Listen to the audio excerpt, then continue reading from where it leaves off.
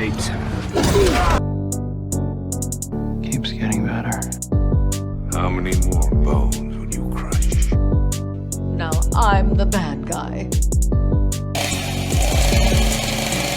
She wouldn't even harm a fly.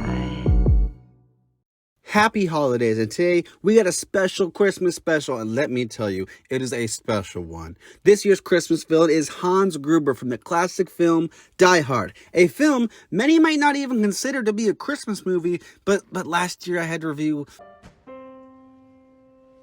Start spreading the news. So just give this to me, okay? How good of a villain is Mr. Gruber? Let's get together, have a few laughs, and find out.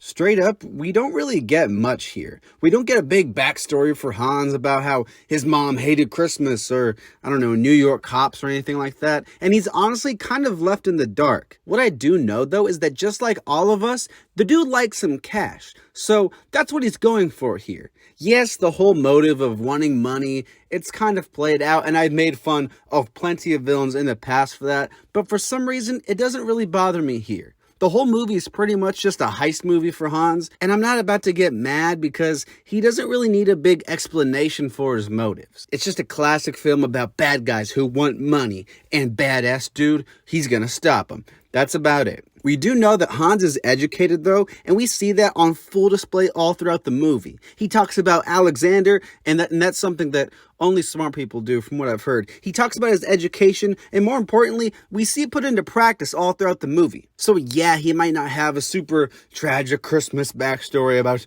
oh, the Christmas past ghost, but I don't really think he needs one. For the type of movie this is, I think what we get is just fine. Alas, your Mr. Takagi did not see it that way, so he won't be joining us for the rest of his life. While he doesn't have a crazy origin or a super unique motive, what is unique about Gruber is definitely his personality. For one, I think it's a really good thing that while he is intimidating, he also clearly has a sense of humor. It would have been really easy to make Gruber just a cold, calculating villain who's just ruthless and mean, but honestly, that would have made him a lot more boring. His sense of humor, though, while dark, does make him a lot more entertaining as a villain. He's not like cracking jokes like a Dave Chappelle special or anything like that, but he does find humor in certain situations, and Alan Rickman's delivery, it just makes these moments so much better.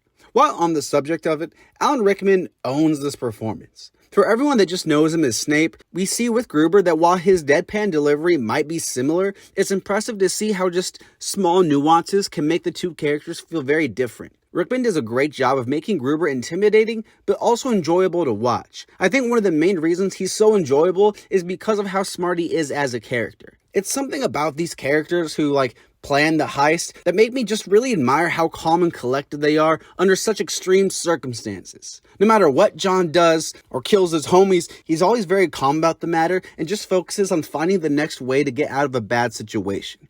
I think the back and forth of trying to one-up each other we see between Gruber and John, it is the highlight of this movie, and the two characters are really the ones that elevate this movie to the classic it is. I also think that Gruber is the perfect villain for John, because while John is the reckless, doesn't play by the rules kind of hero, Gruber is the stoic villain that's all about sticking to the plan. The two play off each other so well, and it gives Gruber some fantastic scenes in the movie.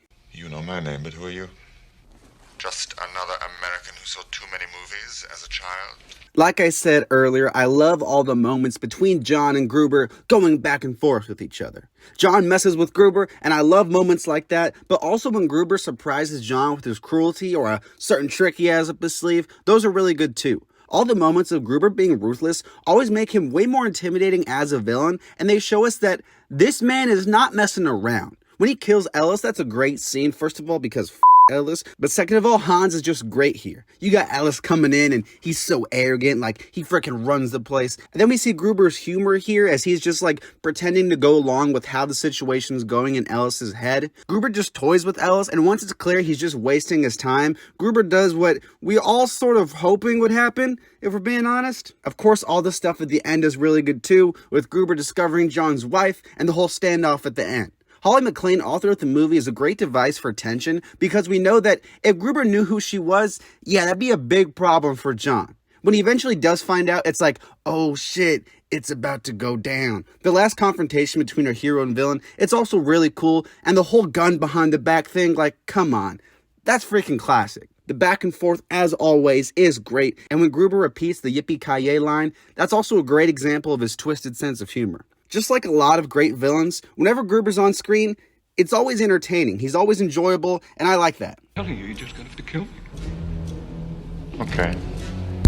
Gruber isn't actually a terrorist, and this, actually, fun fact, he told me this, is his least favorite song because it is indeed all about the money. While he isn't a terrorist, it doesn't mean he's really a nice guy because he's really not. Don't let the suave intellectual persona fool you, because man's loves murder. It's one thing to rob a building, okay, but it's another thing to try and kill people along the way, let alone try to blow up a police car with missiles. If that ain't evil enough for you and you're like, psh, man, my grandma, she shoots missiles at her ass all the time. First of all, gross. Second of all, let me direct you to his plan towards the end of the movie. At the end of the movie, Gruber sends some hostages up to the roof, not to like check out Big Dip or anything like that, but yeah, he's gonna blow them up. Yep, all his hostages, who the whole entire movie he's been saying, oh, like, don't move and I'll let you live, maybe, probably not. Yeah, he sends them up to the top of the building and he tries to blow the roof up. Well, he does blow the roof up, they're not there, but yeah, he blows it up. He kills countless people, and it's safe to say he's kind of a rude person. When Alexander saw the breadth of his domain, he wept,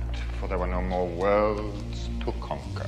We don't get an origin for Gruber and his, like, give me all the money motive. It's a little boring, and while he might have been better if he had these, I don't really think they hold him back. He's got a ton of personality, though, through his dark sense of humor, and Alan Rickman, he's fantastic in this performance. His scenes are entertaining, I love the back and forth with John, and overall he is the perfect villain for Die Hard. I'm gonna give Hans Gruber an 8. What was it you said to me before? Yippee-ki-yay, motherfucker.